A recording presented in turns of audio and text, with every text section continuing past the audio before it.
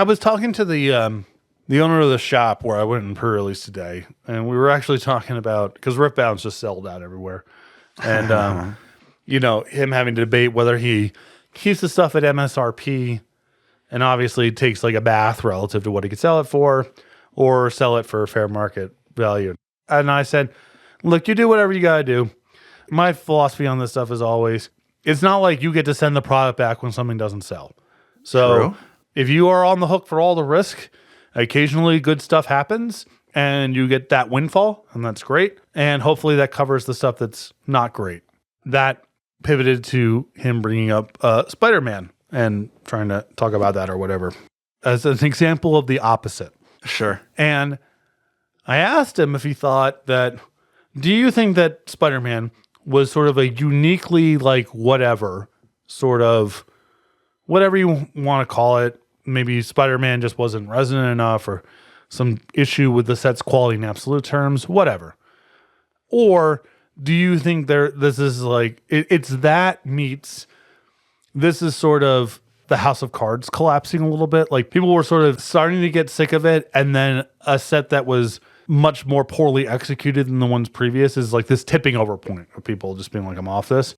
His reaction was he really didn't know either way. It's like kind of too early to tell or whatever. I will offer though that this is actually like crafted in a way that is appealing and makes sense and looks like a Magic set. Oh, yeah. Now, some of it is, I think that Avatar is probably more adjacent to a nuts and bolts Magic universe than certainly Spider-Man. I would probably even argue Final Fantasy. Final Fantasy is a little bit more... Really? Final Fantasy is a little bit more like steampunk Victorian, which like they do Magic's some done amount. a lot of that too, though. I would say not compared to this sort of setting. Compared to martial arts and monks and magic, and they've been doing a lot of that recently. Anyway. People being divided into schools. They identify themselves. Yeah. Like Final Fantasy is definitely above the line. I'm saying that if you ask me to pick between the two, if I got my pick as a designer, and it's like the only thing that I'm asked to care about is how easily can I make like just a good nuts and bolts Magic set off of this property, I would take Avatar over Final Fantasy, I believe. I'm interested to see how this shakes out a little bit, because this is going to be like, it's going to be after the standard bans, whatever that looks like.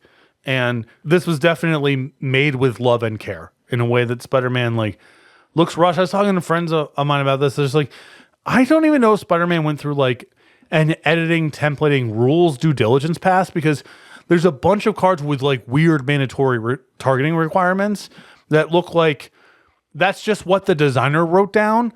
And then there was no playtesting and no one brought it up, and then went out the door and it's like, oh yeah, you have to target my thing with your beneficial thing because you don't have any other creatures, which is the type of thing they did a lot 25 years ago, but as a quality of life thing, they don't. All this evidence to me that suggests that it was a huge rush job and like maybe like almost no playtesting took place. And this looks like a set of Magic cards, which is really exciting. And I guess we'll see if the Spider-Man is a momentary dip or if there's something systemic going on. But this set looks like the type of thing where if it was just that Spider-Man was uniquely badly executed or poorly received, that you'd be on the upswing with this.